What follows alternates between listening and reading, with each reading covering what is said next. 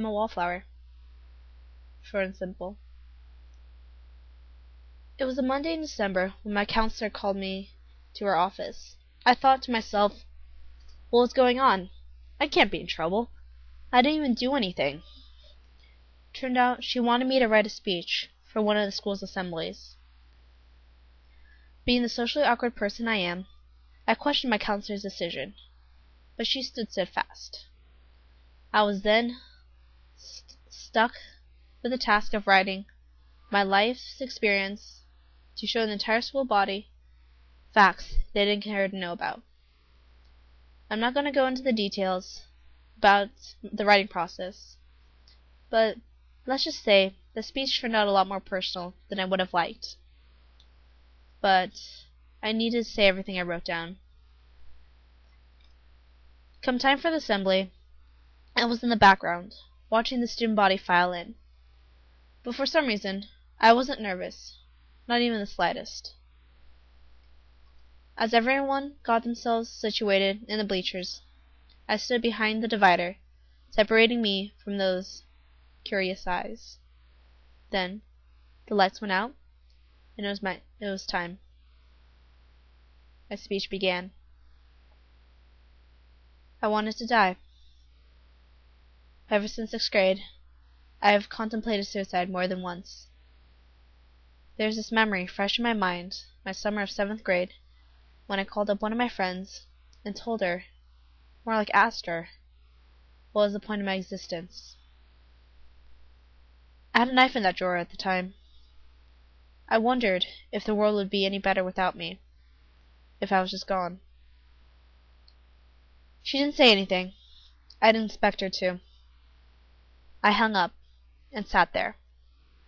I brought the knife to my arms and made small incisions. Nothing deadly. Then all seemed right with the world. I had resorted to physical harm whenever I was placed in a situation that was emotionally taxing, where I made a mistake on a task that seemed the world to me. Physical marks were my way of counting the situations in which I could better myself in. Each mark a failure in my mind.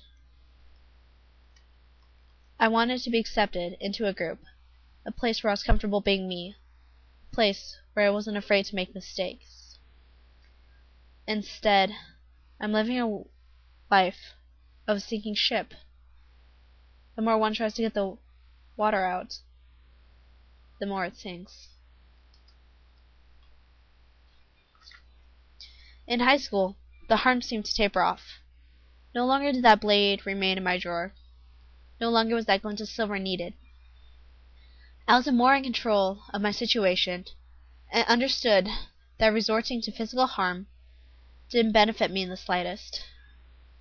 This doesn't mean that I am through with harming myself, only that I have more control in my emotions. By the time I realized it, I was isolated. No real friends, just acquaintances. Just a wallflower. Well, not anymore. My name is Liddy Van Park, and this is who I really am. I stepped around the divider, the light on me, but I didn't care. Either they accepted me or not. It wasn't hard. The clapping was soft at first, but built into a loud, thunderous applause. My student body all stood up and gave me a standing ovation. The self-proclaimed wallflower was now known to everybody, and everyone seemed to accept me for who I really was. Lydia, how did it change your life?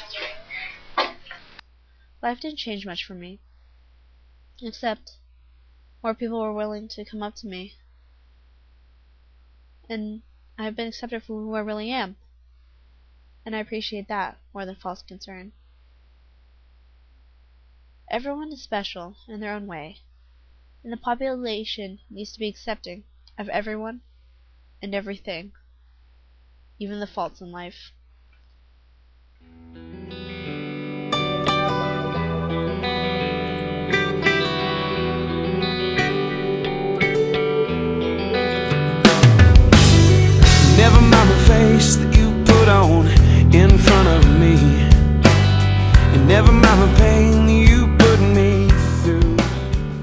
Bullying is expected at every school.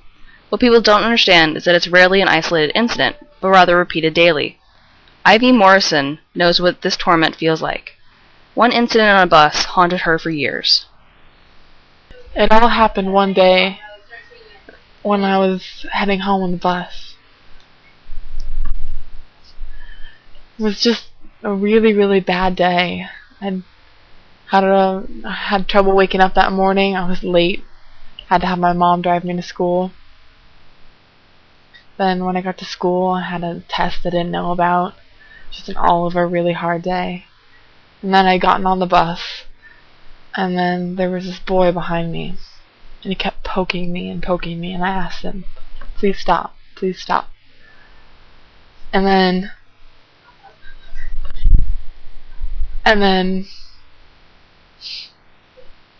I turned around finally, and I just lost it. And I said, shut up, just leave me alone. And he did.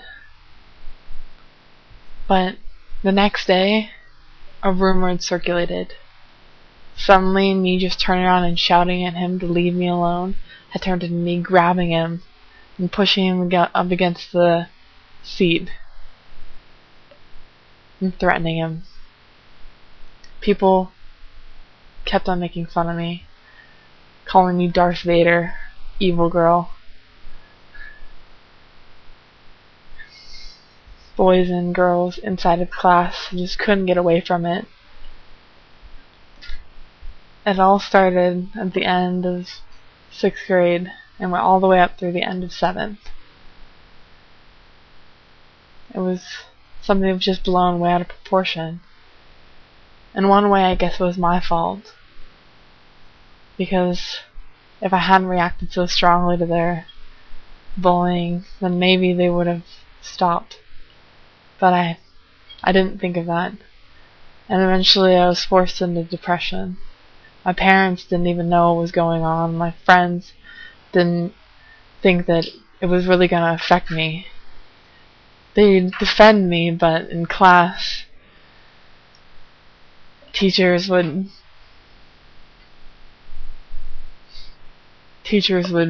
not know what to do. And no matter what would happen, it was just the same thing every single day. I'd come to school and they would be making fun of me in the halls, on the way to lunch. No matter what I would do, it just kept going on. The only time that it finally changed was when I moved away at the end of 7th grade year, back to my hometown. I was so joyful for the move, but still depressed because of everything that I'd gone through. Eventually, though, through meeting a lot of new friends and starting over basically a new life, everything became better. And I could finally deal with what happened to me. What exactly happened to start the bullying? Well, what actually happened was, like I said before, I was on the bus and a guy was messing around and poking me and annoying me, and I'd had a bad day. And so I'd turned around and I'd yelled at him, and later that had escalated to him spreading a rumor that I'd grabbed him and shoved him up the back of the school bus and basically threatened him. And it was just really hard to deal with. I mean, it was something that was just so stupid that someone would take so seriously. And it shouldn't have been an issue like it was. Did you take it personally, or did you take your friends' and family's attitude and simply just shrug it off?